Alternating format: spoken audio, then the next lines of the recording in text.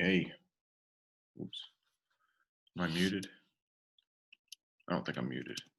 All right, what's going on? My computer just said I was muted, but I think I'm talking. I am talking. All right, what's going on?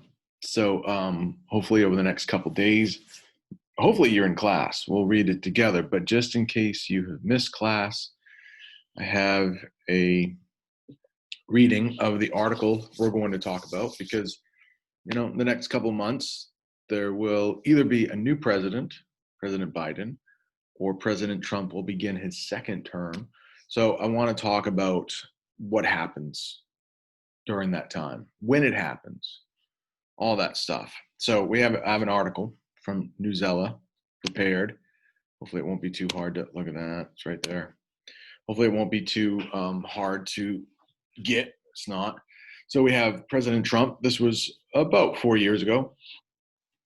And the title of the article is "The President's Term Always Ends at Noon on January 20th. So even though I'm recording this on November 5th, we had the election 2 days ago. We still don't know who the president is. It's okay. We got some time to iron everything out. So I am just going to start reading like the first two sections. We'll split this up into a couple different days, okay? And there is a exit ticket, just 3 questions, follow up to make sure you understood the most important parts of the article. All right. It is unclear what will happen in the 2020 presidential election. It may take a long time to count mail ballots, and many states will have to recount ballots. Meanwhile, President Donald Trump has suggested he may not like the result of the election. It's also unclear if he or others will accept the result if he loses. Still, one thing is clear. The one thing that is clear is Trump's term will end at noon on January 20th, 2021. In that moment, Trump will begin a second term, or the country will, big word here, inaugurate a new president. So fancy word, but meaning having a ceremony to put in place, in this case, it's a new president. Inaugurate. And then we change it to inauguration day. So inaugurate is the verb, inauguration is the noun. When the president is inaugurated, they will officially become president.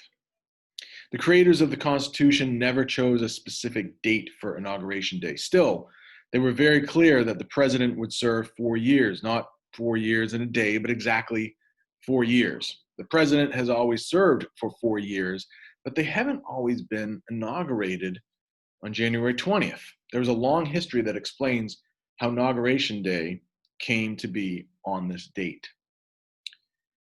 Remember, we talked about it's important to read these things right here. How long should a president serve? So that's called a subheading or subtitle, and it's going to break down exactly what that part of the article is going to be about. So it's important to read those. It'll actually help you figure out, okay, this is about, well, in this case, it's how long should a president serve? The founders disagreed about how long presidents should serve, but they did agree that it should be a limited amount of time. Kings served forever, and the founders did not want to be ruled by a king like they had been in England. The new United States wanted a country ruled by the people. In the end, the founders decided presidents would serve for 4 years with the possibility to be reelected. It was added to the Constitution, which was approved in September 1788. Remember, early on in the country, a president could serve as many terms as they wanted. It wasn't until the 1940s that changed. But President Washington, our first president, served for only 2 terms. So most presidents remembered that, or at least up until Franklin Roosevelt, and thought because Washington served 2, I should serve a maximum of 2. That happened until World War II with Franklin Roosevelt. Next part, right here. Let me highlight it. The new government was set to begin on March 4th, 1789. However, There was not enough time to elect the president, vice president, and lawmakers. President Washington was not inaugurated until April 30th, 1789. So there was a huge delay because things took longer back then. Getting the results, you didn't have television, radio, internet, all that stuff. A few years later, in 1792, Congress decided that Inauguration Day would be March 4th, even though Washington was inaugurated on April 30th. Inauguration Day continued to be on March 4th for the next 148 years. All right, so that's all I want to read for today. But a preview of tomorrow: did a transfer of power take too long? Okay, we might address that. And then what if there were other problems? And then we'll talk about the 20th Amendment, how that changed government that we know today. All right, so that's going to be it for today. Tomorrow we'll finish the article. Adios, amigos. I need to click stop.